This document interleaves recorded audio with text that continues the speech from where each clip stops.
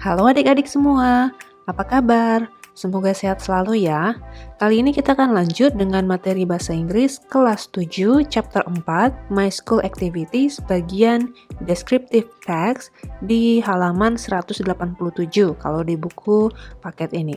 Oke, Descriptive Text. Kita akan lihat tentang apa itu descriptive text, tujuannya, kemudian strukturnya seperti apa, dan kira-kira grammarnya yang dipakai itu apa? Kita lihat satu-satu ya. Yang pertama, descriptive text. That is the text that explains and gives information about particular things, person, animals, along with particular characteristics. Artinya, descriptive text adalah teks yang menjelaskan dan memberikan informasi tentang hal-hal tertentu, orang, hewan, beserta ciri-ciri atau sifat tertentu. Seperti itu. Nah, lalu apa sih tujuan dari descriptive text? Jadi, its purpose is to describe and demonstrate a particular person, place, or thing. Jadi tujuannya adalah untuk mendeskripsikan dan mendemonstrasikan seseorang, tempat, atau benda tertentu. Jadi kita memang menjelaskan seperti itu. Oke, nah sekarang kita lihat structure of descriptive text. Jadi strukturnya apa aja? Yang pertama itu ada yang namanya identification. Identification ini kayak memberikan gambaran umum tentang topik tertentu. Contoh aktor atau aktor A kayak gitu. Nah, itu gambaran umumnya. Kemudian ada yang namanya description. Description ini adalah penjelasan yang detail tentang topik tertentu atau aktor tertentu. Kayak gitu. Nanti kita akan lihat contohnya ya berdasarkan buku paket. Nah, grammatical features di sini seperti tata bahasa apa sih yang biasanya digunakan di descriptive text? Kita lihat yang pertama itu tensesnya yang dipakai itu simple present tense. Ya, adik-adik sudah belajar ini di unit sebelumnya ya, the simple present tense.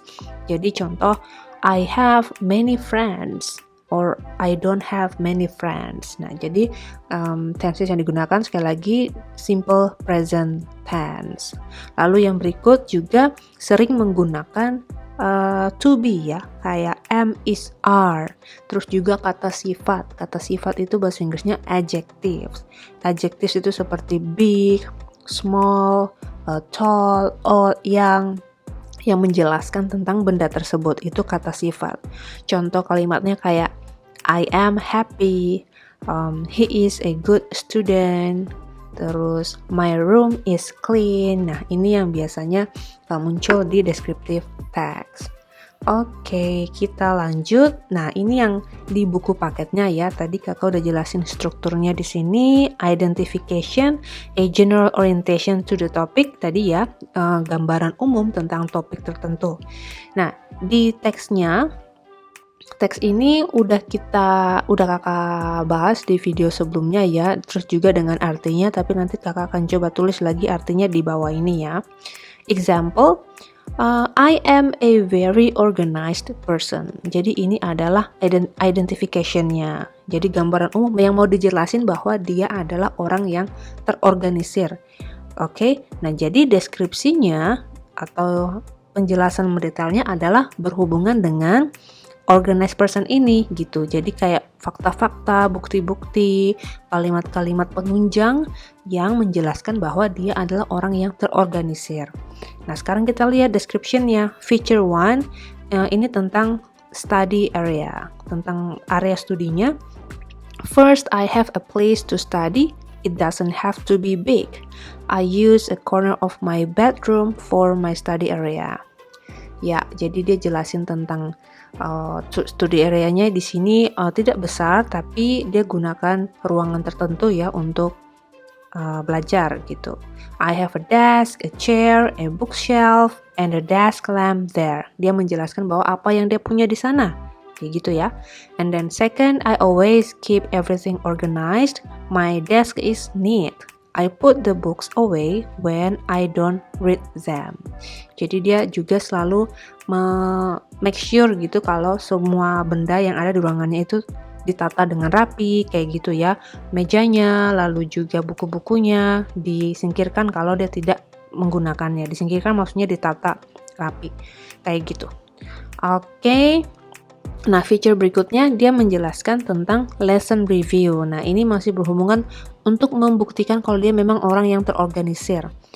Third, when I study, I review my lesson. I usually take notes on important points. Sometimes I make a mind map for my notes. Nah, jadi dia bilang ketika belajar, saya biasanya mengulas lagi pelajaran, kemudian mencatat beberapa info penting, dan juga terkadang membuat peta pikiran ya, mind map untuk catatannya tersebut. Oke, lalu yang berikut, fourth, I also make flashcards to memorize new vocabulary. I use colorful paper and a ring to make it. Nah, yang berikut dia juga menggunakan kartu flash ya untuk mengingat kosakata baru gitu. Dan juga menggunakan kertas warna-warni dan cincin ya untuk membuatnya. Nah, itu jadi memang di setiap feature-feature ini memang hanya bagian-bagian tertentu aja yang dijelaskan secara detail gitu ya. Tadi study area-nya hanya yang dibahas ya study area. Kemudian lesson tentang pelajaran hanya lesson aja yang dibahas dalam paragraf ini. Kayak gitu ya. Lalu feature yang ketiga itu study buddy, tentang temannya, teman belajar. Finally, I also have a study buddy to help each other. He is my classmate and he is good at studying too. Ya, jadi saya punya teman belajar yang kita biasanya saling bantu dan dia adalah teman sekelasku dan dia juga sangat bagus dalam hal belajar. Oke, yang terakhir ini comment. Comment ini bisa kita bilang seperti conclusion ya atau kesimpulan gitu. I am happy with my study. I sometimes give myself some rewards. Saya bahagia dengan belajarnya saya gitu ya. Saya terkadang memberikan reward atau penghargaan gitu pada diri saya.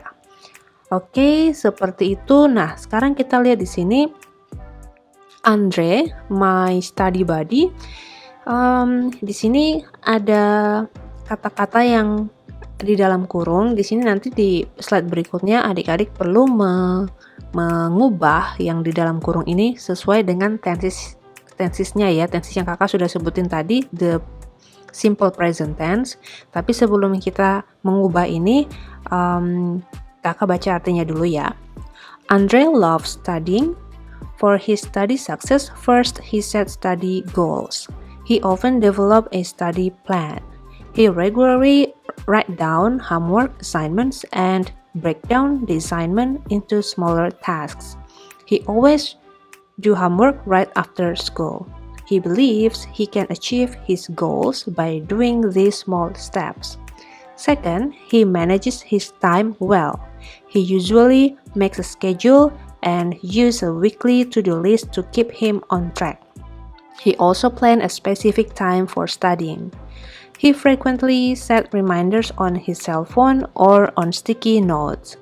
He doesn't like wasting time, so he limits his screen time too. Although he is busy studying, he always has enough sleep and free time. Oke, sekali lagi ini grammarnya belum tepat ya. Tadi kakak baca aja. Nah, setelah ini kita akan lihat kira-kira bagaimana pengisiannya. Complete the text on worksheet 4-9 by changing the verbs in the brackets. Jadi kita ubah nih yang ada di dalam dalam kurung ini ya, sesuai dengan tensesnya the simple present tense. Nah, jadi yang pertama, Andre loves studying. For his study success, first he set. Nah, setnya ini kita rubah menjadi seperti ini. He sets study goals. Jadi kalau subjeknya adalah orang ketiga tunggal dalam the simple present tense, itu kita tambahkan huruf S di kata-kata kerjanya ya. Oke, jadi ini kita tambahkan S atau IS di kata-kata kerja ini. Kesimpulannya seperti itu. Oke. Nah, jadi lanjut. He often develop. Nah, ini menjadi he often develops a study plan. Oke. Lalu yang berikut, he regularly write down menjadi he regularly writes down. Jadi SIS-nya di write ya, bukan di down. Yang berikut, yes, and breaks down the assignment into smaller tasks. Okay, he always does homework. He always does homework. Do, perubahannya kalau ditambahkan S menjadi does. Okay, do, does. Lalu yang berikut di paragraf yang kedua ya. Second, he manages his time well. He usually makes a schedule and uses a weekly to-do list to keep him on track. He also plans a specific time for studying. He frequently sets reminders ya on his cell phone or on sticky notes.